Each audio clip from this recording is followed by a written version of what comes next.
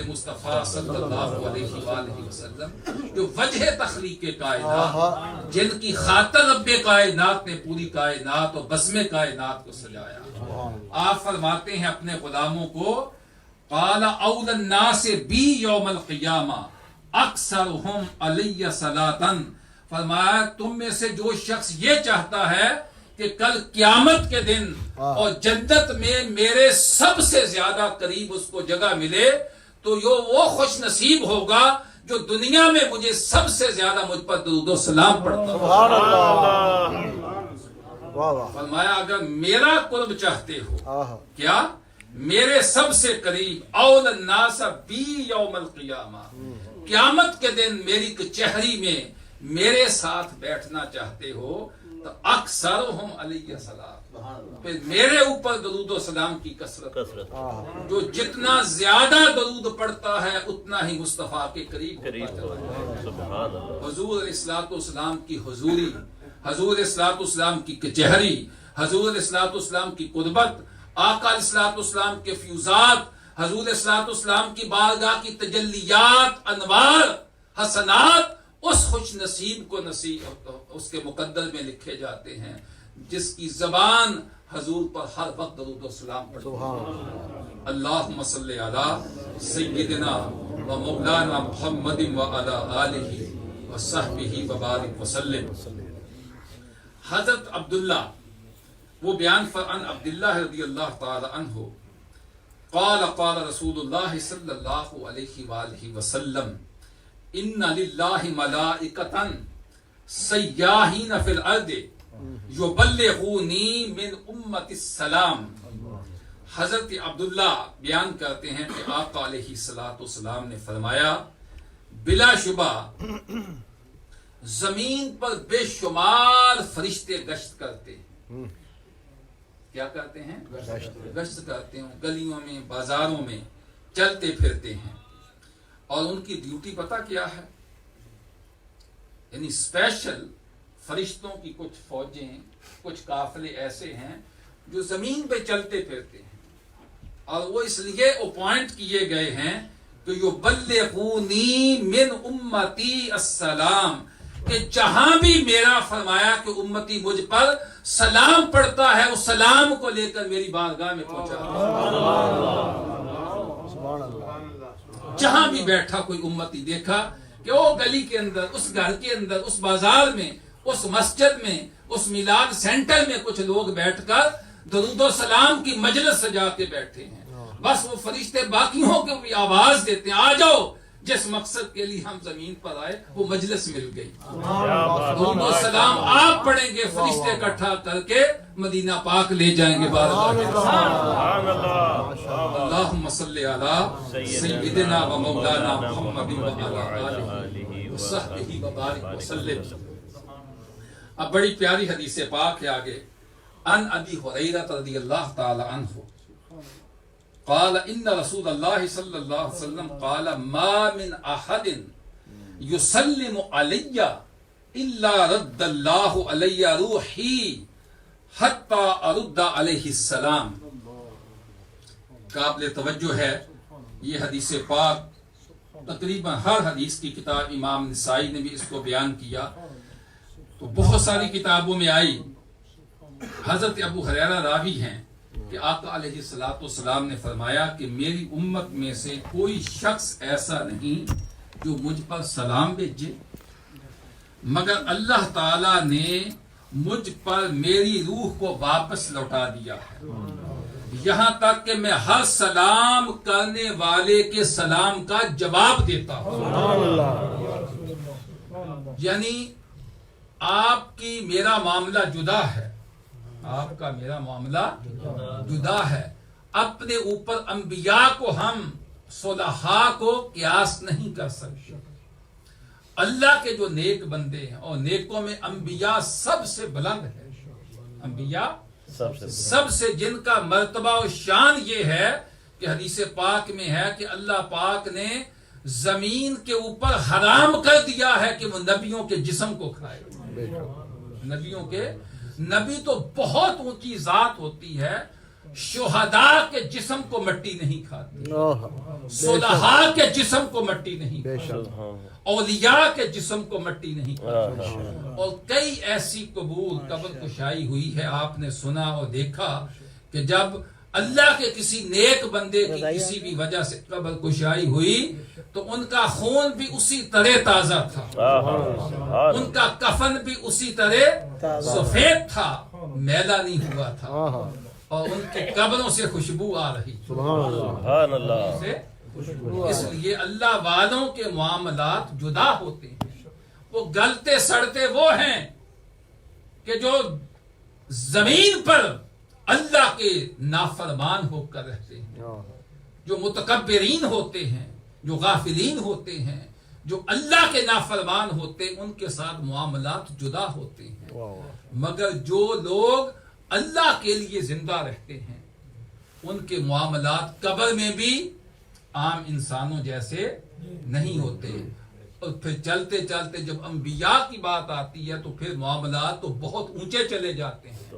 پھر نبیوں میں بھی جب تاجدار کائنات یا رسول اللہ حضرت محمد مصطفیٰ صلی اللہ علیہ وآلہ وسلم کی ذات، تو وہ کل نفس ذائقۃ الموت، وہ ذائقہ تو چکھنا تھا، یہ تو اللہ کا فرمان تھا کہ ہر نفس نے موت کا ذائقہ چکھنا ہے۔ تو ذائقہ کیا ہوتا ہے؟ آپ کو چیز دکھاتے ہیں نا تو تھوڑا سا لیتے ہیں تو وہ چکھ کہتے ہیں ہاں جی یہ میٹھی ہے، یہ کڑوی ہے، یہ تو وہ ساری چیز کھائی نہیں جاتی، صرف زبان کو لگا کر بس ذائقہ چند سیکنڈ کا ہوتا ہے۔ ذائقہ کیا ہوتا ہے؟ چند سیکنڈ کے لیے۔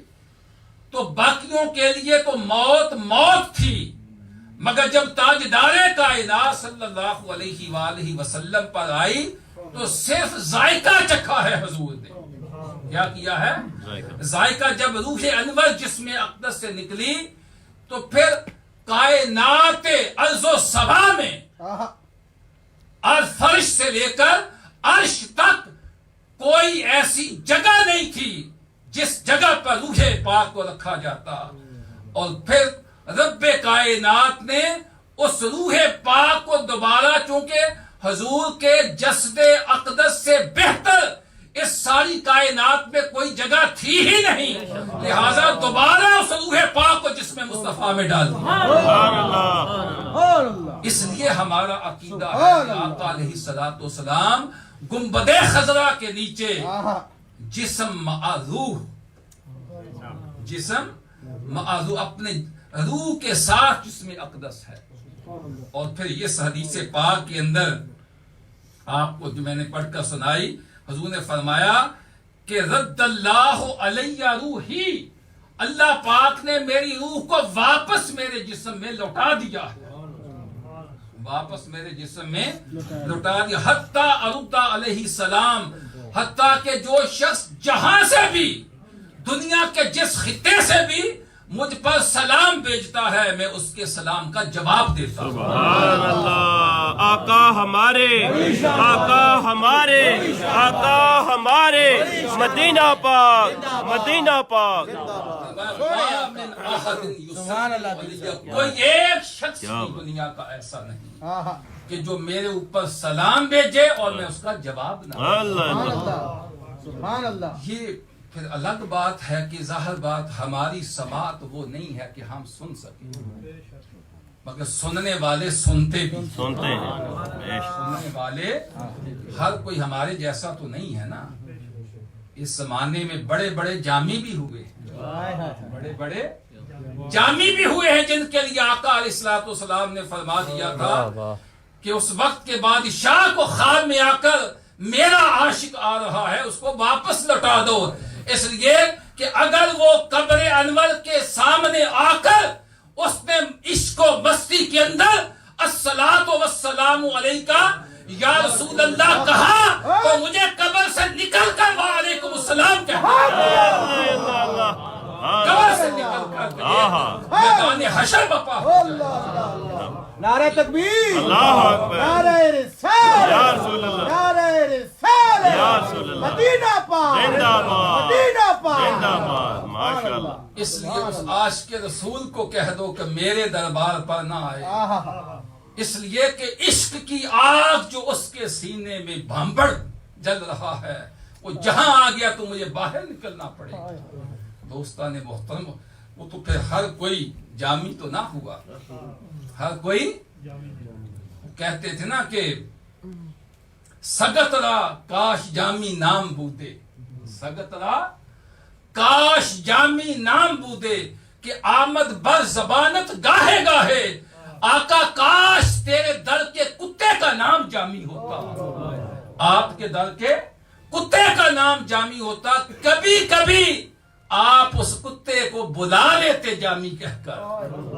یہ عاشقوں کی بات ہے، کبھی تو اس کتے کو پکارتے نا، آپ کے در کے کتے کا نام جامی ہوتا۔ یہ عشق والے لوگ ہیں دوستان محترم، تو سنتے ہیں اور جواب بھی موصول کرتے ہیں۔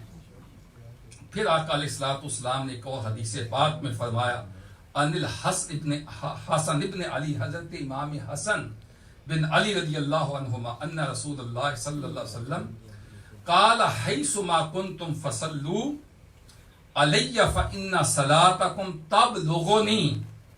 حضرت حسن بن علی کہتے ہیں کہ آقا علیہ الصلوۃ والسلام نے فرمایا کہ تم جہاں کہیں بھی ہو، مت سوچو کہ ہم دور ہیں، مت سوچو کہ ہم بریڈ فورڈ میں بیٹھے ہوئے ہیں، پاکستان میں ہیں، امریکہ میں، دنیا کے جس خطے میں بھی ہیں۔ فرمایا فَإِنَّ صَلَاتَكُمْ تَبْلُغُنِي، تمہارا درود مجھ تک پہنچ جاتا ہے۔ سبحان اللہ، سبحان اللہ، تمہارا درود مجھ تک پہنچ جاتا ہے۔ یہ فاصلے تمہارے لیے ہیں، میرے لیے نہیں ہے۔ یہ فاصلے 1000 میل کا ہے، 2000 کا، 10,000 کا، میرے لیے یہ کوئی فاصلہ نہیں ہے، تمہارا درود مجھ تک پہنچ جاتا ہے۔ سبحان اللہ۔ حضرت ابو طلحہ بیان کرتے ان ابی طلحہ ان رسول اللہ صلی اللہ علیہ وسلم جاء ذات یوم والبشر یرا فی وجہہ فقال انہ جاءنی جبریل علیہ السلام فقال ان ربک یقول اما یردیک یا محمد صلی اللہ علیہ وسلم اللہ یصلی علیک احد من امتک الا صلیت علیہ عشرا ولا یسلم علیک احد من امتک الا سلمت علیہ عشرا۔ امام نسائی اور دارمی نے اس کو بیان کیا۔ حضرت ابو طلحہ کہتے ہیں کہ آقا علیہ الصلوۃ والسلام ایک مرتبہ باہر تشریف لائے اپنے گھر سے، اور آپ کا چہرہ مبارک خوشی سے کھلا ہوا تھا، سبحان اللہ، چہرے کے اوپر خوشی کے آثار تھے، گلاب کے پھول کی طرح چہرہ خوشی کے ساتھ کھلا ہوا تھا، خوشی ظاہر ہو رہی چہرہ اقدس سے۔ آپ نے فرمایا پتہ میں کیوں اتنا زیادہ خوش ہوں؟ دیکھیں نا، کوئی بات ہوتی ہے نا، آپ یکدم گھر سے آئیں اور جناب چہرے کے اوپر خوشی، کچھ تو ہوا ہوگا نا، کچھ تو۔ فرمایا پتہ ہے کیوں میرے اتنی زیادہ مجھے خوشی ہے؟ صحابہ نے عرض کہ یا رسول اللہ بتائیے نا آقا، آج چہرہ انور تو پہلے ہی مسکراہٹ، ہر وقت حضور کے چہرے پہ مسکراہٹ ہوتی ہے۔ حدیث پاک کی کتابوں میں آتا ہے کہ ہر وقت چہرہ انور پہ مسکرا، یہ ایمان کی علامت ہے۔ اور ایک حدیث پاک میں تو یہ بھی ہے کہ صرف مسکرا دینا ہی صدقہ ہے۔ اگر آپ کسی کو سمائل دے دیں نا، کیا تو یہ اس کو بھی صدقہ کہا گیا۔ مگر ہمارے تو آج کل وہ مسکراہٹیں بھی ختم ہو گئی ہیں، ہر بندہ جلال، غصہ، ڈپریشن۔ مطلب اللہ کے نبی نے صرف مسکراہٹ کو بھی صدقہ کہا ہے، سبحان اللہ، مسکرا دینا۔ سبحان اللہ۔ اب اس میں کتنے پیسے لگتے ہیں، کتنا خرچہ آتا ہے بتائیے؟ کچھ بھی نہیں۔ آپ کسی کا مسکرا کر سلام کر لیں، اس کا حال چال پوچھ لیں، اس کی خیریت، اور کچھ بھی نہ پوچھیں، صرف سمائل ہی دے دیں، آپ کی نیکیاں لکھی جائیں گی، آپ کی نیکیاں لکھی جاتی ہیں۔ اور آپ کتنے لوگوں کو دن میں ملتے ہیں، اور یہی آقا علیہ الصلوۃ والسلام کی سنت بھی کہ ہر وقت چہرہ انور کے اوپر مسکراہٹ مچلتی ہے۔ تو جب اس دن تشریف لائے تو وہ مسکراہٹ کئی گنا بڑھ چکی تھی، کئی گنا بڑھ چکی تھی۔ اب سنیے کیوں حضور اتنے خوش ہوئے۔ اب حدیث پاک کے الفاظ جو میں نے ابھی آپ کے سامنے پڑھی، حضور الصلوۃ والسلام نے فرمایا کہ انہ جاءنی جبریل علیہ السلام، ابھی جو میں گھر سے آیا ہوں نا، حضرت جبریل امین میرے پاس آئے تھے، سبحان اللہ، میرے پاس، اور انہوں نے آ کر ایک میسج دیا اللہ رب العزت کا، اور عرض کیا یا رسول اللہ صلی اللہ علیہ وسلم، آقا آپ کا رب فرماتا ہے کہ اے محمد صلی اللہ علیہ وسلم، کیا آپ اس بات پر راضی نہیں ہے کہ آپ کی امت میں سے جو شخص ایک مرتبہ درود بھیجے، آپ پر ایک مرتبہ درود بھیجے، میں اس پر 10 رحمتیں بھیجوں گا۔ سبحان اللہ، آپ کا امتی آپ پر ایک دفعہ درود بھیجے اور میں اس پر بولیے 10 رحمتیں بھیجوں گا، اور آپ کا کوئی امتی آپ پر ایک سلام بھیجے، میں آسمانوں سے اس پر 10 سلام بھیجوں گا۔ سبحان اللہ، سبحان اللہ۔ کیا آپ اس بات پر خوش نہیں ہیں؟ تو فرمایا پھر میں جھوم اٹھا کیا بات، سبحان اللہ، کہ اتنا کرم، اتنی رحمت کہ آپ نے یہاں سے بیٹھ کر ایک دفعہ درود بھیجا، ادھر سے اللہ پاک نے آسمانوں سے 10 رحمتیں نازل کر دی۔ آپ نے ایک دفعہ کہا الصلاۃ والسلام علیکا یا رسول اللہ، اللہ پاک نے آسمانوں سے 10 سلام بھیجے۔ سبحان اللہ۔ اس سے بڑا کرم اور کیا ہو سکتا ہے؟ اس سے بڑا کرم بندے کے اوپر کہ آپ ایک درود بھیجیں اور اللہ جواب میں 10 بھیجے، آپ ایک سلام بھیجیں اور اللہ جواب میں 10 سلام بھیجے، اس لیے کہ اللہ پاک کو اگر راضی کرنا ہے تو پھر اللہ کے محبوب کو راضی کرے۔ بے شک، بے شک، اللہ کو جو سب سے زیادہ چیز پسند ہے کہ یہ بندہ میرے نبی کے اوپر سلام بھیج رہا ہے، میرے نبی کے اوپر درود بھیج رہا ہے۔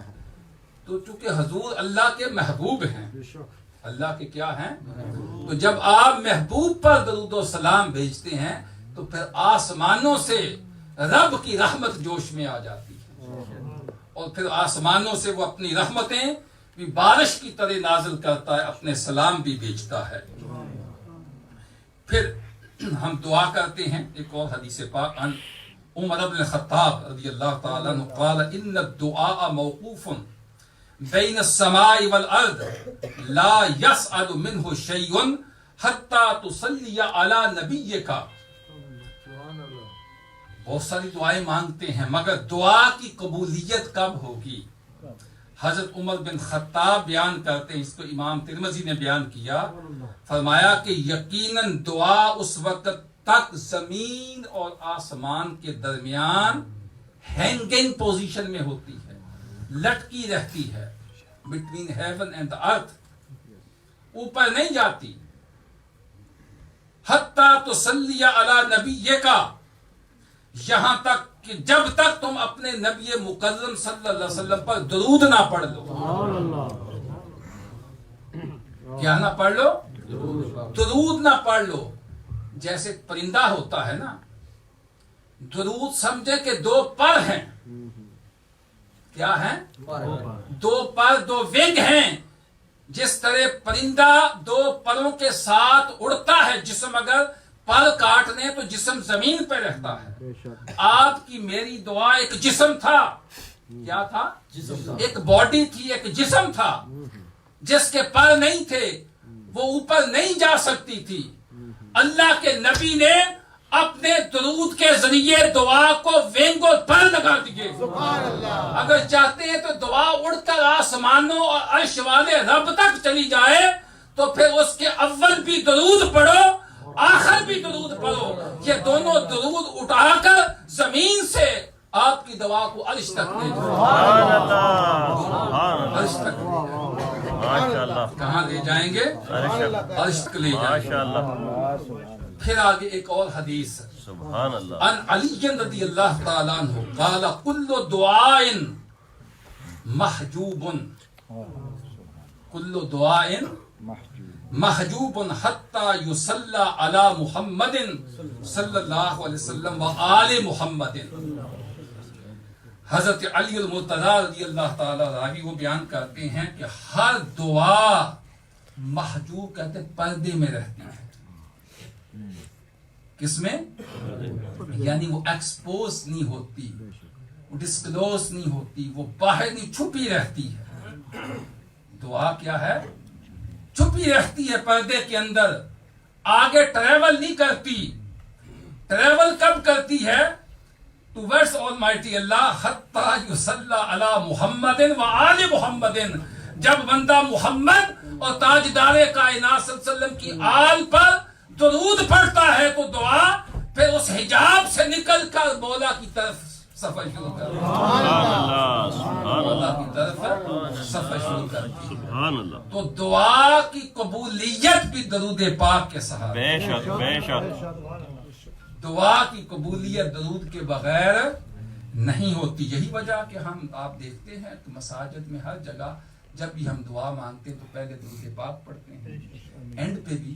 مگر بعض اوقات ان چیزوں کا ایسے ہوتا ہے جیسے کوئی روٹین میں کر رہے ہوتے ہیں, پتہ ہی نہیں ہوتا کہ جلدی جلدی کیا. ہماری آپ سوال کر سکتے ہیں جی وہ درود پاک بھی پڑھتے ہیں, اول بھی پڑھتے ہیں, آخر بھی پڑھتے ہیں, لیکن ہماری تو قبول نہیں ہوتی. بعض کا یہ خیال آتا ہے, آ سکتا ہے, نہیں, دعا کبھی رد نہیں ہوتی. دعا کبھی رد مگر اس کی قبولیت کا ٹائم آپ اور میں مقرر نہیں کر سکتے. یہ ہے ہماری غلط فہمی کہ ہم یہ چاہتے ہیں کہ ادھر ہاتھ اٹھائے, منہ پہ پھیرے اور گھر جائیں تو جناب پاؤنڈوں کی لائن لگی ہوئی ہو. ایسے نہیں ہوتا, ایسے نہیں ہوتا. قبولیت ہو جاتی ہے مگر اس نے ظاہر کب ہونا ہے. کچھ دعائیں ایسی ہیں جو جلد قبول ہو جاتی ہیں, کچھ یہ ہوتی ہیں کہ ٹائم سال بعد 2 سال بعد. کب اللہ کے ہاں قبولیت لکھی جاتی ہے, قبولیت لکھی جاتی ہے, مگر اس نے اس قبولیت نے ظاہر کب ہونا اس کا ٹائم اللہ کو معلوم ہے. اور کچھ پھر دعائیں ایسی بھی ہیں کہ وہ قبولیت ہو جاتی ہے مگر وہ دعا اجر اور ثواب بن کر قیامت کے لیے اجر و ثواب بن کر محفوظ کر دی جاتی ہے. قیامت والے دن انسان چاہے گا کاش دنیا میں میری کوئی بھی دعا قبول نہ ہوئی ہوتی, ساری اجر و ثواب بن کر آج ہی مجھے مل. اللہ بندہ بڑا کریم ہے, وہ جو کرتا بندے کی بہتری کے لیے کرتا. لہٰذا اس پر ہمارا یقین ہونا چاہیے کہ کوئی دعا بھی ریجیکٹ نہیں ہوتی. لیکن حضرت موسیٰ علیہ السلام نے دعا کی تھی کہ فرعون کو غرق کر دے. فرعون کو قرآن مجید کے اندر وہ دعا ہے. دعا تو کبھی نبی کی دعا بھی رد ہوئی ہے, سوال ہی پیدا نہیں ہوتا. تو دعا قبول ہو گئی, اللہ نے قبولیت کا اعلان کیا, مگر اس دعا کے کوئی کم و بیش کو 40 سال بعد فرعون غرق ہوتا جا رہا ہے, مگر ٹائم اللہ نے لکھا ہوا ہے. حضرت ابراہیم علیہ السلام نے دعا کی بیٹے کے لیے, اللہ نے فرمایا کہ قبول ہو گئی. رب ہب لی من الصالحین فبشرناہ بغلام حلیم. قرآن مجید کہتا کہ ہم نے خوشخبری دے دی ایک حلیم بیٹے کی, مگر کئی سالوں بعد اسماعیل علیہ السلام پیدا ہوتے ہیں. تو یہ ایسا نہیں ہوتا کہ آپ ٹائم خود مقرر کریں, ٹائم مقرر خود نہیں کر سکتے. آپ کی دعا یقین ہونا چاہیے اللہ نے قبول کر دی, مگر اس نے ظاہر کب ہونا ہے, یا دنیا میں ہونا یا آخرت میں, اس کو اللہ کے اوپر چھوڑ دے. تو دعا قبول ہوتی ہے.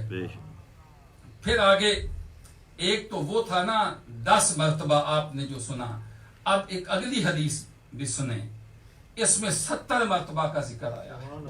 ان عبداللہ ابن عمر رضی اللہ تعالی عنہما قال من صلی علی النبی صلی اللہ علیہ وآلہ وسلم واحدتا صلی اللہ علیہ وملائکتہ 70 صلاۃ. حضرت عبداللہ بن عمر کہتے ہیں کہ آقا علیہ الصلوۃ والسلام نے فرمایا کہ جو شخص مجھ پر 1 مرتبہ درود بھیجتا ہے, اللہ اور اس کے فرشتے, اللہ اور اس کے فرشتے ملائک سب اتنا سلا وہ 70 مرتبہ اس بندے پر درود بھیجتے ہیں. سبحان اللہ. پہلی حدیث میں 10 مرتبہ تھا. اب اس میں صرف اللہ ہی نہیں اس کے فرشتے بھی اس بندے کے اوپر. اور میں ضمناً اگر اس سے تھوڑا سا ہٹ کے مگر ایک بڑی امپورٹنٹ بات میرے ذہن میں آ گئی فرشتوں کے حوالے سے. میں کل ہی کلاس میں پڑھا رہا تھا, مجھے بڑا مزہ آیا, تو وہ میں چاہتا ہوں وہ مزہ آپ تک بھی منتقل کر دوں. سبحان اللہ. آپ کو پتہ یہ سارا نظام قدرت یہ فرشتے چلا رہے ہیں زمین کے اوپر ایک بندے کی حفاظت کے لیے. آپ کو پتہ اللہ نے کتنے فرشتے مقرر کیے؟ بولیے 160. کتنے؟ 160. بعض میں عدد کم و بیش بھی آیا ہے.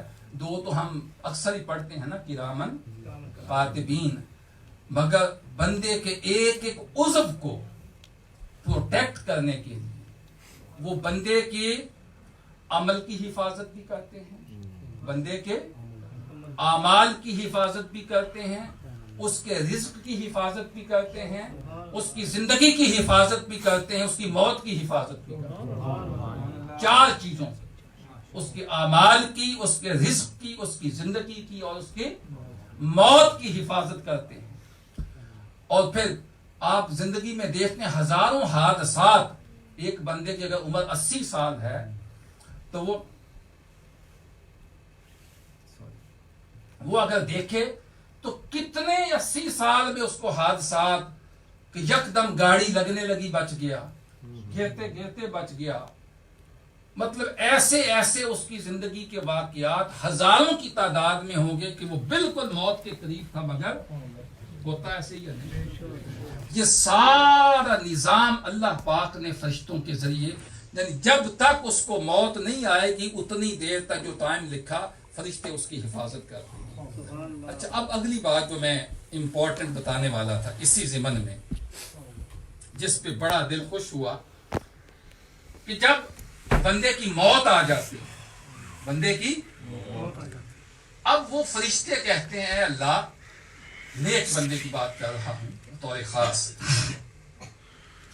کہ اب یہ جو ہم اس کی حفاظت پر مامور تھے, اس کی نیکیاں اس میں وہ بھی ہیں کرامن کاتبین بھی ہیں جو لکھ رہے تھے, اب تو اس کا معاملہ ختم ہو گیا, اس کا معاملہ ختم ہو گیا. اب نیکیاں بھی ختم ہو گئی, گناہ بھی, حفاظت بھی, سب. اب تو یہ دنیا سے اس کا تعلق ختم ہو گیا. اب ہمیں اجازت ہے ہم اوپر تیرے عرش پر اوپر آسمانوں کی طرف آ جائیں. تو اللہ پاک کی طرف سے جواب آتا نہیں, میرے عرش پر تو پہلے ہی بڑے فرشتے ہیں, میرے عرش پر تو اتنے زیادہ ہیں کہ یہاں کسی چیز کی کمی نہیں ہے. اچھا, اوپر بھی نہیں جا سکتے. یہ بڑی قابل توجہ ہے, پلیز آپ ہو سکتا پہلی دفعہ آپ میں سے بہت سارے لوگ یہ حدیث پاک سن رہے ہوں, مگر چونکہ میرے ذہن میں آئی تو آپ کا ایمان جھوم اٹھے گا. تو اوپر نہیں جا سکتے, فرشتوں کو اوپر جانے کی اجازت ہے. کتنے فرشتے ہیں؟ میں نے پھر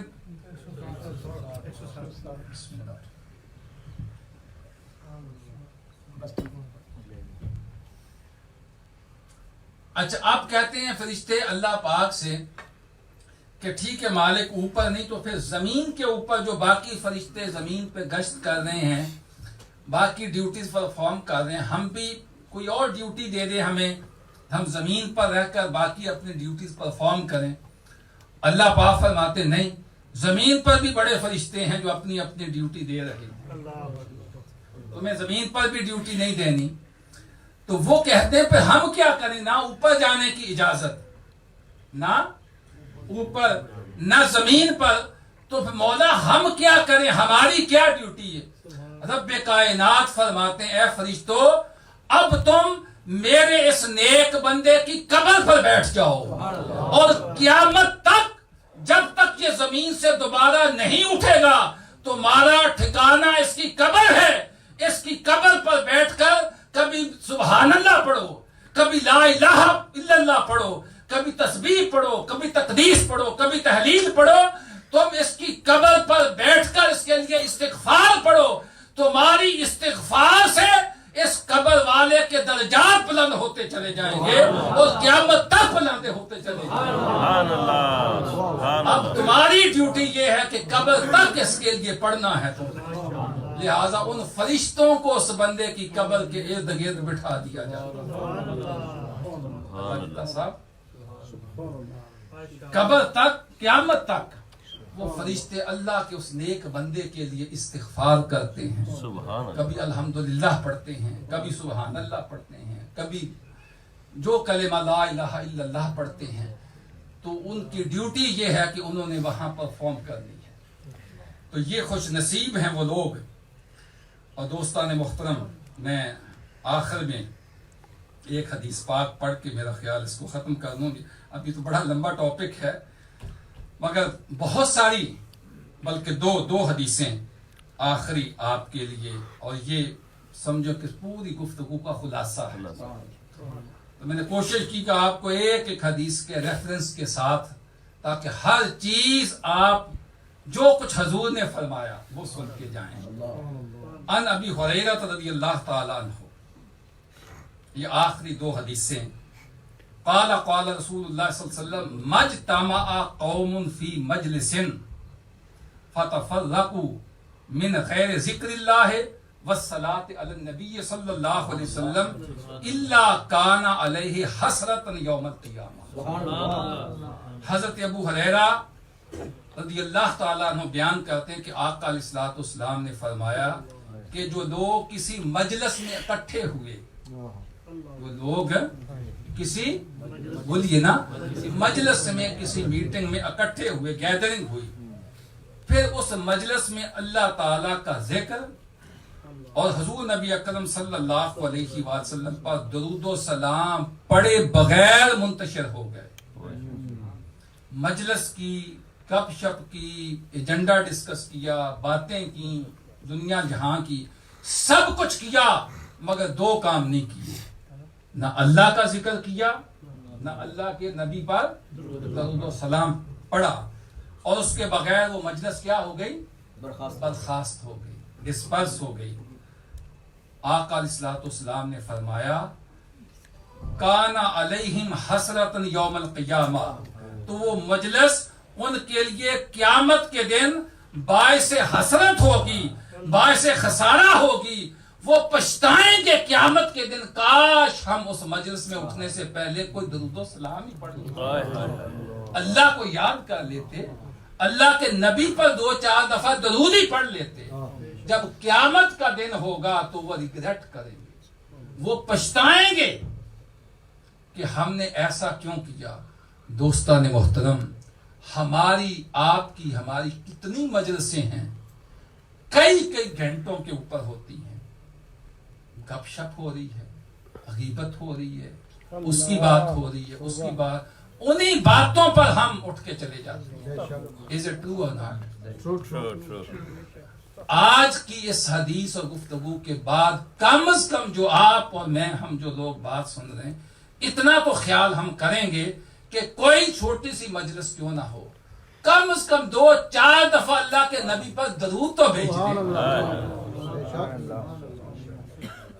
اس کو آپ ذہن میں رکھ لیں کہ کبھی یہ خسارے والا سودا نہ کریں۔ جب انسان کسی چیز کو ذہن میں بٹھا لیتا ہے نا، جس میں ہمارا اپنا فائدہ ہوتا ہے نا، اپنا فائدہ، تو وہ چیز کبھی نہیں بھولتی، وہ چیز کبھی نہیں بھولتی، اور یہ نہیں بھولنی چاہیے، اس میں ہمارا ہی فائدہ ہے۔ اور اس سے بڑی اگلی حدیث جو جس پر میں بات کو ختم کر رہا ہوں، آقا علیہ الصلوۃ والسلام نے فرمایا، حدیث پاک ان ابی ہریرہ، آخری حدیث، ان النبی صلی اللہ علیہ وسلم قال ما قعد قوم مقعدا لا يذكرون الله فيه ويصلون على النبي صلی اللہ علیہ وسلم الا كان عليه حسرۃ یوم القیامہ وان ادخلوا الجنہ۔ حضرت ابو ہریرہ روایت کرتے ہیں کہ آقا علیہ الصلوۃ والسلام نے فرمایا، کوئی قوم کسی بیٹھنے کی جگہ یعنی مجلس میں بیٹھے اور اس میں اللہ کا ذکر نہ کرے، اللہ کا ذکر نہ کرے، اور حضور نبی اکرم صلی اللہ علیہ وآلہ وسلم پر درود نہ بھیجے، تو وہ مجلس روز قیامت حسرت اور خسارے کے سوا کچھ نہیں ہوگی۔ یہ تو پچھلی حدیث کے وہی الفاظ، اب اس میں جو اضافہ ہوا، فرمایا وَإِنْ أُدْخِلُوا الْجَنَّةَ، اگرچہ یہ لوگ جنت میں بھی داخل ہو گئے تب بھی پچھتائیں گے، جنت میں جا کر بھی پچھتائیں گے، جنت میں جا کر تب بھی پچھتائیں گے کہ کاش ہم اس مجلس میں اللہ کا ذکر کرتے ہوتے، اللہ کے نبی پر درود پڑھتے ہوتے۔ یہ کوئی معمولی بات ہے؟ آپ اندازہ کیجئے کتنا زور دیا ہے لوگوں، اپنی مجلسوں کو درود و سلام سے سجاؤ، اپنے گھروں کو درود و سلام سے زینت بخشو، اپنی مسجدوں کو، اپنے ہر جگہ اللہ کے نبی پر درود بھیجو، اس لیے کہ درود ہی وہ واحد وظیفہ ہے۔ رب کائنات نہ نماز پڑھتا ہے، نہ روزے رکھتا ہے، نہ حج کرتا ہے، نہ وہ زکاتیں دیتا ہے، رب کوئی عبادت، بندے عبادت کرتے ہیں، رب کو کیا پڑھی؟ وہ تو معبود ہے، وہ کیا ہے؟ معبود ہے، وہ مسجود ہے، اس کو سجدہ کرتے ہیں لوگ، وہ تو کسی کو نہیں کرتا، اس کی عبادت کرتی ہے دنیا، اس کی عبادت کرتی، وہ کسی کی عبادت نہیں کرتا، وہ کوئی عبادت نہیں کرتا، وہ عبادت کے لائق ہے۔ صرف ایک کام جو رب بھی کرتا ہے اور اس کے فرشتے بھی کرتے ہیں، وہ اپنے بندوں کو بھی کہتا، اور وہ اس کے نبی پر درود و سلام ہے۔ ان اللہ و ملائکتہ یصلون علی النبی یا ایھا الذین آمنوا صلوا علیہ وسلموا تسلیما، فرمایا بے شک اللہ اس کے سارے فرشتے مصطفیٰ پر درود و سلام بھیجتے ہیں۔ اے ایمان والو، رب فرش پر بیٹھ کر، عرش پر بیٹھ کر اپنے فرشتوں کی جماعت کے ساتھ درود بھیجتا ہے، تم زمین پر بیٹھ کر رب کی سنت پر عمل کرتے ہوئے یہاں درود و سلام کی مجلسیں سجایا، وہ عرش پر سجاتا ہے، تم فرش پر سجاؤ، اور تم جب درود و پاک کی مجلسیں سجاؤ گے پھر اس کے برکات دیکھیں، اس کے حسنات دیکھیں۔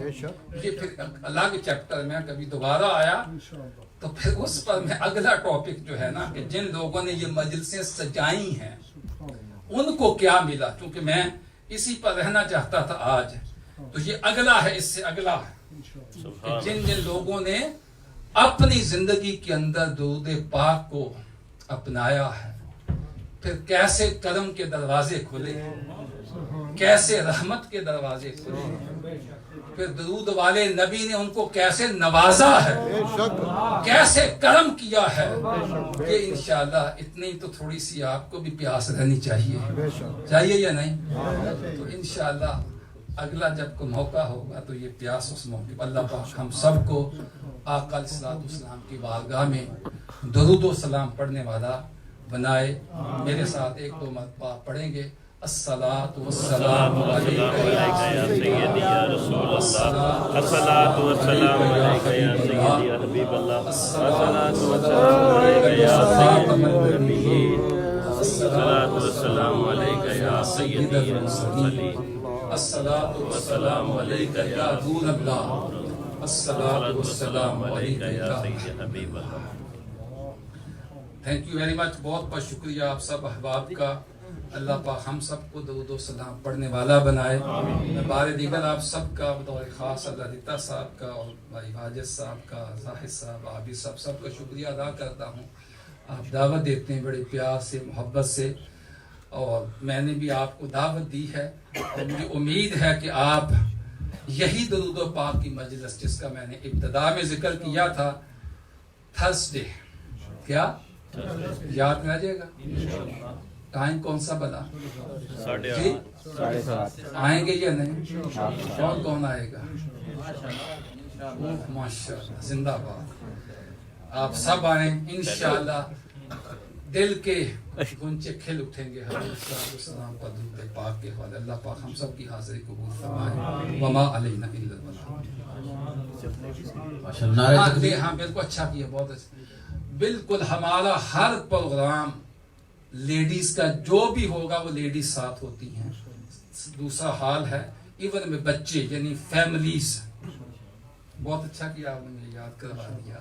آپ بچوں کو, بلکہ میں تو سچی بات یہ ہے کہ یہ جو چھوٹی عمر میں بچے ہیں نا, ان کو اسی عمر میں ان کے اندر اللہ کی محبت کے چراغ جلائیں. یا بڑے ہو کے بعض گلیوں سٹریٹوں میں پھر آپ کے میرے قابو میں نہیں ہے. پھر وہ جو ان کا من کرے گا, اگر ہم نے کچھ ان کے اوپر محنت کرنی ہے تو چھوٹی عمر ہے, تو لہٰذا آپ فیملیز کے ساتھ آئیں, بچوں کے ساتھ آئیں. اللہ کو ان کا پورا انتظام ہے. ادھر پروجیکٹر کے ذریعے ادھر وہ بھی دکھایا جاتا ہے, اور پلس یہ ہے کہ اسپیکر بھی ہے, پروجیکٹر بھی ہے. دوسرے حال میں سارا انتظام انشاءاللہ. السلام علیکم. نعرہ تکبیر, نعرہ رسالت. آقا ہمارے, آقا ہمارے, آمد مصطفیٰ, آمد مصطفیٰ. ماشاءاللہ انتہائی محبت اور عقیدت کے ساتھ درود پاک کے فضائل کو بڑے ہی ماشاءاللہ خوبصورت اور احسن انداز سے پیش کیا جناب ہمارے انتہائی واجب الاحترام عزت مآب خطیب اہل سنت حضرت علامہ محمد افضل شہیدی صاحب دامت برکات القدسیہ. اللہ تعالیٰ ان کا سایہ دیر ہمارے سروں کے اوپر قائم و دائم فرمائے, اور اللہ تعالیٰ ہمیں ہر وقت درود پاک پڑھنے کی توفیق عطا فرمائے. اور ہمارے پیر و مرشد بھی اکثر آپ پوری دنیا میں ایک ہی مشن لے کر جا رہے ہیں کہ ہر زبان پر درود پاک جاری و ساری, اور درود پاک ہی میں سب کچھ ہے. تو ماشاءاللہ اللہ سے دعا کرتے ہیں کہ اللہ تعالیٰ ہمارے لبوں پر درود پاک جاری و ساری فرمائے. تو میں تمام حضرات سے درخواست کرتا ہوں کہ اپنے دل کی طرف متوجہ ہو کر اللہ کریم کا ذکر کریں. اللہ